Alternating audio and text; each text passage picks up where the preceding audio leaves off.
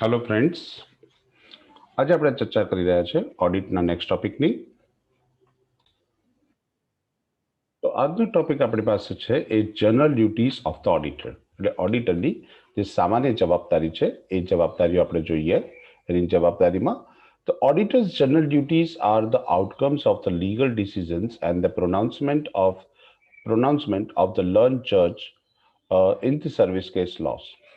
And the following legal decisions further highlight the roles of the auditor in discharging their duties and responsibilities. તો ઓડિટરની જે સામાન્ય જવાબદારીની વાત કરીએ તો auditors general duties are to be outcome of the legal decisions, જે કાયદાકીય નિર્ણયો લેવાયા હોય and the pronouncement of the learned જજ, અથવા જે જજ દ્વારા જે વિકલ્પો બહાર પાડવામાં આવ્યા હોય, પ્રોનાઉન્સમેન્ટ બહાર પાડવામાં આવ્યા હોય in the service case laws. અને following decisions further highlight the role of the auditor. અને આ ડિસિઝન્સ પણ એના ઓડિટરના રોલને ડિસ્ચાર્જ કરે છે, દર્શાવે છે. નીચે કેટલાક કેસીસ આપેલા છે અને એ કેસીસ દ્વારા જે કઈ પ્રોનાઉન્સમેન્ટ્સ ડિક્લેર કરવામાં આવ્યા તે. તો લખ્યું છે કે Leeds estate building and the investment company versus the Shepherd 1887. It is a duty of the auditor not to confine himself merely to the task of ascertaining the arithmetical accuracy of the balance sheet, but to see that it is a true and accurate representations of the company's affairs. તો અહીંયા આગળ જે case બન્યો તો એ કેસની અંદર જે government જે લીગલ ડિસિઝન્સ લેવાયા, જે પ્રોનાઉન્સમેન્ટ ડિક્લેર કરવામાં આવ્યું એ છે કે ઓડિટની જે જવાબદારી છે not to confer himself merely to take task of the ascertaining the arithmetical accuracy. માત્ર એને ગણિતની જે એક્યુરેસી છે, એટલે કે ગણતરીની ભૂલો જે છે એ માત્ર એને તપાસવાની નથી હોતી of the balance sheet, but two C, પણ એ પણ જોવાનું હોય છે it is a true and accurate representation, એટલે કે ચોક્કસ અને સાચી માહિતી એમાં દર્શાવેલી હોય કંપનીના અફેર્સ, એટલે કે કંપનીની જે વિગતો આપી છે એમાં.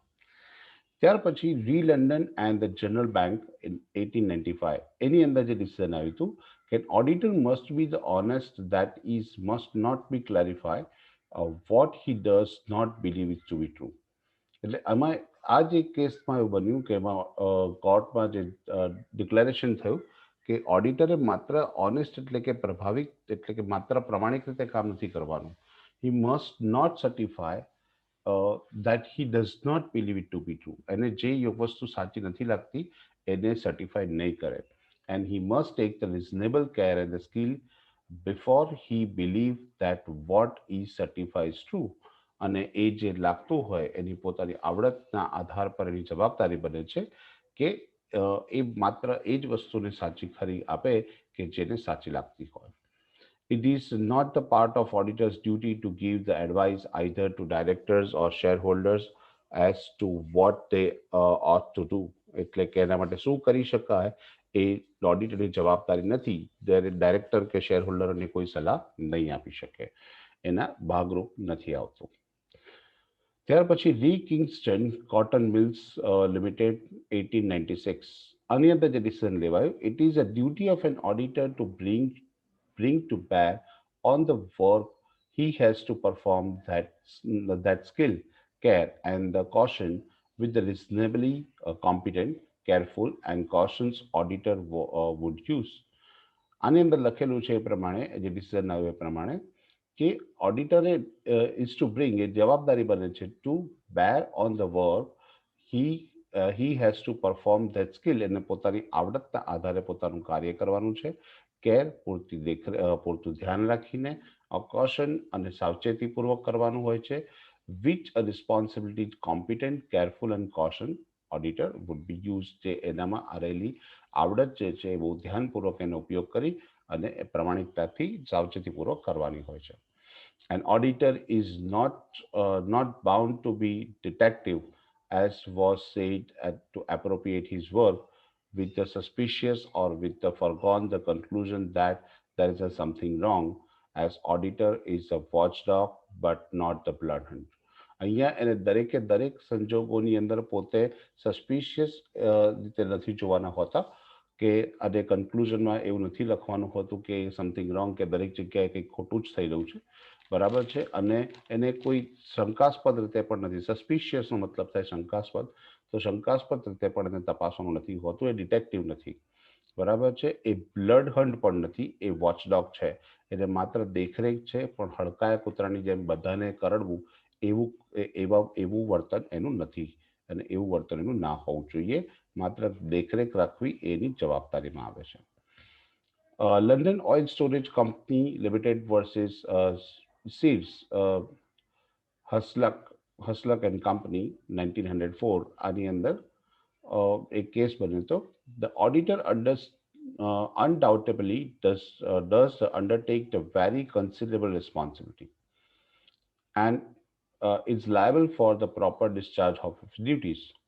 ઓડિટર એક અનડાઉટફુલ કોઈ પણ પ્રકારની શંકા વિના એ પોતાની પ્રવૃત્તિ એટલે પોતાની જવાબદારી અદા કરતો હોવો જોઈએ. અને જવાબદાર શેના માટે છે? તો proper discharge of his duties, પોતાની પ્રવૃત્તિ જે કરે છે એ સંપૂર્ણપણે પોતાની જવાબદારી નિભાવે છે. And if by the neglect of his duties, અને જો પોતાની જવાબદારી પ્રત્યે બેદરકારી રાખશે, or by want to be reasonable care he neglect his duty and the damage is caused to the company, as such he is responsible for that damage. જો એ પોતાની જવાબદારી કન્સિડરેબલ રિસ્પોન્સિબિલિટી એટલે કે યોગ્ય જવાબદારી સાથે નિભાવશે, and liability for the purpose of his discharge of duty, એની પોતાની જવાબદારી અદા કરતી વખતે, and if he neglect, if by neglect of his duty, જો પોતાની જવાબદારીમાંથી એ ખસ્યો, or by want to reasonable care to neglect his duty, એને પૂરતી તકેદારી ના રાખી અને પોતાની જવાબદારીમાંથી જો નિગ્લેક્ટ કરશે એટલે કે એની બેદરકાર કરશે, તો જે કોઈ કંપનીને નુકસાન થશે એ નુકસાન માટે એ જવાબદાર રહેશે, એવું સ્પષ્ટ ઉલ્લેખ કર્યો છે કોર્ટ દ્વારા. ત્યાર પછી ફોર્મેન્ટો લિમિટેડ વર્સિસ સેલ્સડોન ફોર્ટીન pen fountain pen company limited 1958. તો એમાં લખેલું છે, the vital task of the auditor is ensuring that errors are not made. એનું જે પ્રાથમિક કાર્ય જે છે, એનું જરૂરી કાર્ય જે છે કે એમાં કોઈ પણ પ્રકારની ભૂલ ના હોવી જોઈએ. He must carry out this task with the inquiring mind, એની તપાસ અધિકારી જેવી વૃત્તિથી એને એ કાર્ય કરવાનું છે. And not to suspicious of honesty, અને એની પ્રામાણિકતા પર શંકા કરીને નહીં. He should be proceed with his work suspecting that the something might have made a mistake. એવું દરેક વખતે શંકા નહીં કરવાની કે અહીંયા આગળ કોઈ પણ પ્રકારની ભૂલ જ એટલે કે કોઈ પણ પ્રકારનું ફ્રોડ હશે, પણ એ suspicious someone might have made mistake, કે કોઈનાથી કંઈક ભૂલ થઈ છે, and somewhere, and that a check must be made to ensure that have been none. બરાબર, અને એને તપાસવાનું અને ત્યાં આગળ કોઈ ભૂલ નથી એ નક્કી કરવાનું. તો આ રીતે એ એક ડિસિઝન આપવામાં આવ્યું હતું fountain pen company Seldons company સાથે. ત્યાર પછી આપ્યું છે v Thomas Greated and sons limited 1967. It is a duty of the auditor of the company to arrive at an independent professional opinion. એક પ્રોફેશનલ ડ્યુટીઝ એની જવાબદારીમાં આવે છે કે એ જે કોઈ બી ડિસિઝન્સ લેશે ઇન્ડિપેન્ડન્ટ ડિસિઝન્સ હોવું જોઈએ એના પ્રોફેશનલ્સ એથિક્સના આધાર પર. On the whether the directors have properly carried out their own duties in the preparations of the accounts and their presentations to the shareholders. બરાબર છે, directors have the properly carried out there on duties. બરાબર, જે directors એટલે કે જે કંપનીના એને જે દોરવણી આપવામાં આવે તે પોતાની જવાબદારી અનુસાર તૈયાર કરવામાં આવે, અને કંપનીના ડાયરેક્ટરો એને વ્યવસ્થિત રીતે તૈયાર કરે અને શું કરે, પ્રેઝન્ટ કરે શેર હોલ્ડરોની સામે. એ ઓડિટરની જવાબદારી બને છે કે ઇન્ડિપેન્ડન્ટ પ્રોફેશનલ વ્યૂઝ પોતાના ઓપિનિયન્સ આપતો હોય. Institute of Chartered Accountant of India ICAI વર્સિસ KR ખન્ના.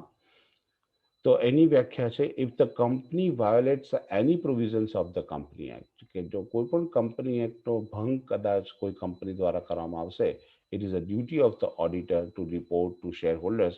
એ શેર હોલ્ડરોએ પોતાના રિપોર્ટમાં દર્શાવવું એ જરૂરી છે.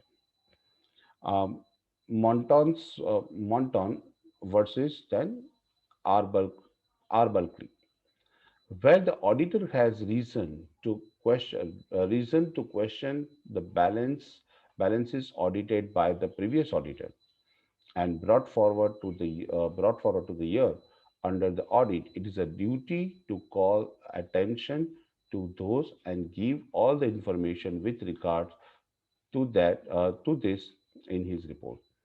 એટલે જ્યારે કોઈ ઓડિટર પોતે કાર્ય કરતો હોય અને કેટલાક બેલેન્સ ઓડિટેડ એટલે કે એની આગળના પ્રીવિયસ ઓડિટરમાં જે કોઈ બી બેલેન્સ ઓડિટ કરેલા હોય અને બ્રોટ ફોરવર્ડ એટલે કે આગળ લાવવામાં આવેલા હોય under the audit, it is a duty to call the attention two this and give all the information regard two this in his report. તે પોતાના રિપોર્ટની અંદર એ જવાબદારી બને છે કે એની પર ધ્યાન દોરી શકે છે અને પોતાના રિપોર્ટમાં પણ દર્શાવી શકે છે. The above discussion emphasized that the auditor is responsible to the members. આ ઉપરના ડિસ્કશનમાં એ વસ્તુ નક્કી થાય છે કે એના મેમ્બર્સ પ્રત્યે એટલે કે એના શેર હોલ્ડર્સ પ્રત્યે એની ઓડિટરની કેટલીક જવાબદારી છે. And act on his behalf and not the behalf of the directors. એ મેમ્બર્સના બિહાફ પર એટલે કે એના વતી કાર્ય કરે છે, ડાયરેક્ટર્સ વતી કામ નથી કરતો.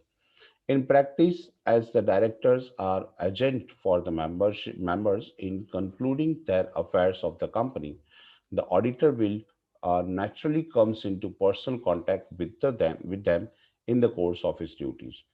And he will sometimes meet the directors who seem to be considered that the auditor exactly mad to seal with his official approval of the account presented by the board. અહીંયા ઉલ્લેખ કર્યો કે એ વસ્તુ કે ઇફ લખેલું છે કે the directors are agents for the members in conducting the affairs of the company. Directors એ કંપનીના ઓનર્સ નથી, એ એજન્ટ્સ છે એના મેમ્બર્સના. And the audit will be naturally comes into personal contact with the course of his duties. એ વ્યક્તિગત સંબંધોથી એ અસ્તિત્વમાં આવે છે એટલે કે કંપનીના એટલે કે કંપનીના મેમ્બર્સ અને ઓડિટર વચ્ચેના સંબંધો વ્યક્તિગત સંબંધોથી અસ્તિત્વમાં આવે છે પોતાની જવાબદારી અદા કરવા માટે. And he will sometimes meet the directors who seem to be considered that the auditor exists. બરાબર, auditor exist merely to seal with the official approval. ખાલી ઓડિટર માત્ર કંપનીને એપ્રુવલ આપવા માટે નથી હોતો કે ઓફિશિયલ એપ્રુવલ કે accounts presented by the board એ યોગ્ય છે. But it must be remember, એ પણ ધ્યાન રાખવાનું that the auditor is a representative of the member. એ મેમ્બરનો એટલે કે કંપનીના શેર હોલ્ડર્સનો રિપ્રેઝેન્ટેટિવ પર્સન છે. And his statutory duties are own to them. અને એની ફરજિયાત જવાબદારીમાં આવતું હોય છે કે રિપોર્ટ્સ તૈયાર કરીને દર્શાવવા. ત્યાર પછી છે લાયબિલિટીઝ ઓફ ઓડિટર. એની ચર્ચા આપણે નેક્સ્ટ લેક્ચરમાં કરીશું. બાય.